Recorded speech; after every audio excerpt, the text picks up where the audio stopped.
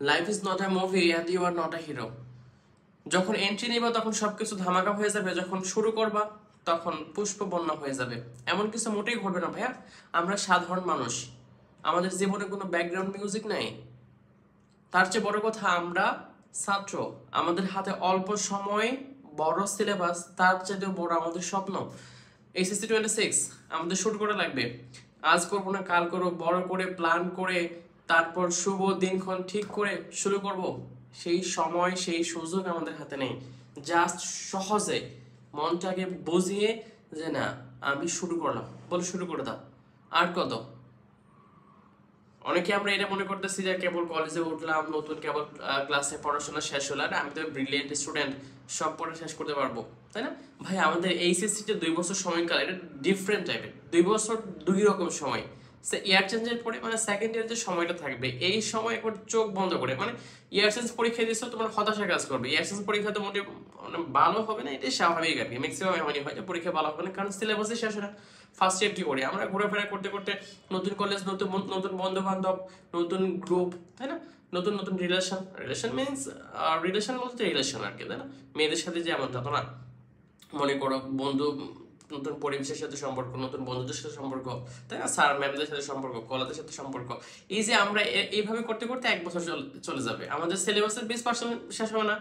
তখন দেখি ইয়ারসেন্স পরীক্ষা আসে, পরীক্ষা ধাক্কা খাবা, তারপর ইয়ারসেন্স পরীক্ষার ঠিক কিছুদিন পরে আমার টেস্ট পরীক্ষা হয়ে যাবে। অর্থাৎ তুমি সিলেবাস শেষ করতেই পারবে না, দেখবে পরীক্ষা এসে গেছে। তারপরে আবার টেস্ট পরীক্ষা পরেই হতাশ।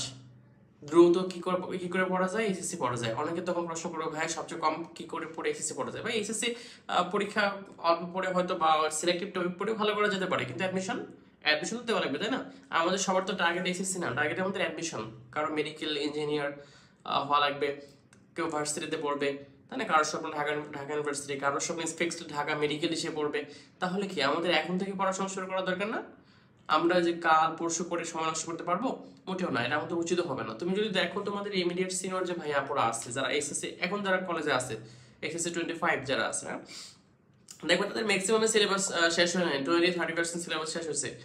অনেক স্টুডেন্ট এমন অবস্থায় কোনো মতো ফিজিক্স, তোমার কোনো মতো ফিজিক্স আর ম্যাথ অল্প অল্প করে একটু আগে রাখতে পারছে, কিন্তু বায়োলজি কেমিস্ট্রি একেবারে অনীহা, অনেক কিছু বাকি রয়ে গেছে।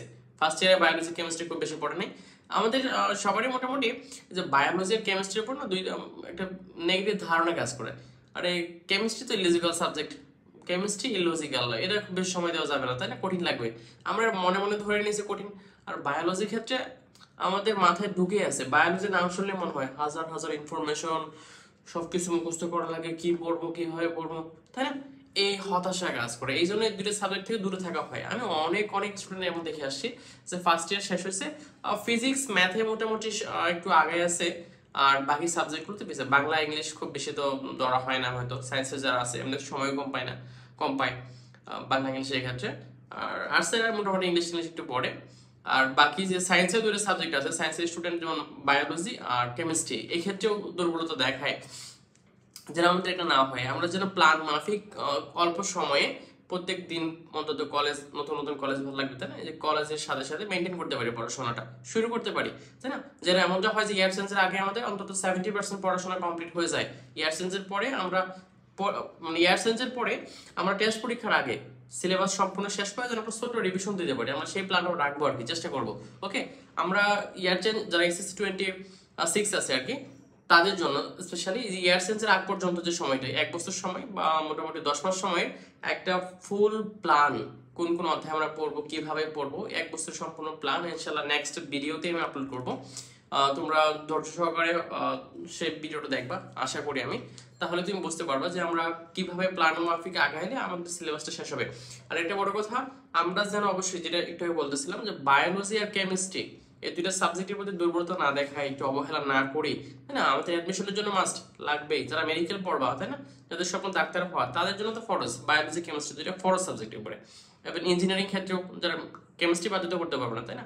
তাই আমরা আগে থেকে শুরু থেকে অল্প অল্প করে পড়াশোনা করে রাখবো, রেগুলারিটি হওয়ার চেষ্টা করবো। যদি মনে হয় যে কলেজ ক্লাস তো শুরু হয়েছে, ক্লাস তো করছো, যে ক্লাস খুব ইফেক্টিভ না, কলেজে ক্লাস করে তোমার খুব বেশি লাভবান হচ্ছে এমনটা না, সময় নষ্ট মনে হচ্ছে আর কি।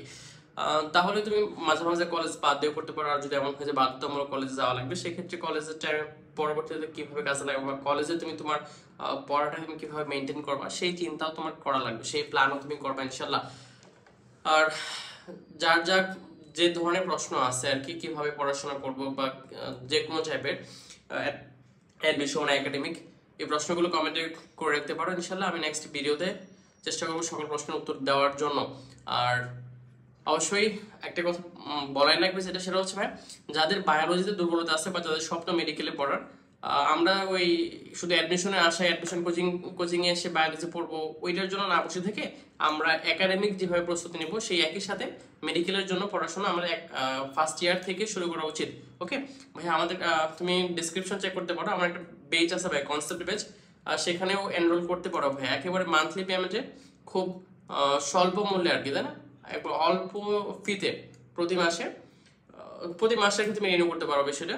যদি মনে হয় যে আমি প্রপারলি, তো তোমার কাছে যদি মনে হয় যে আমি বেস্ট, তোমার জন্য যেটা বেস্ট সেই সার্ভিস দিতে পারতেছি না, ভালো বাট তোমার জন্য বেস্ট হচ্ছে না, তাহলে 1 মাস পরে দেন তুমি সেটা অফ করে দিতে পারো, তাই না। এই জন্য মান্থলি সার্ভিস বা মান্থলি পেমেন্ট সিস্টেম নিয়ে আসা হয়েছে। কনসেপ্ট বেস আমরা ভোটানি দিয়ে শুরু করবো ইনশাল্লাহ এই মাসের 15 থেকে 20 তারিখ বা মাঝামাঝি সময় থেকে আমরা শুরু করবো প্রপার প্ল্যান মাফিক। সপ্তাহে 2 দিন করে ক্লাস হবে, তোমরা সেক্ষেত্রে সেখানে ভর্তি হতে পারো ভাইয়া। ওকে, আসসালামু আলাইকুম ওয়া রাহমাতুল্লাহ।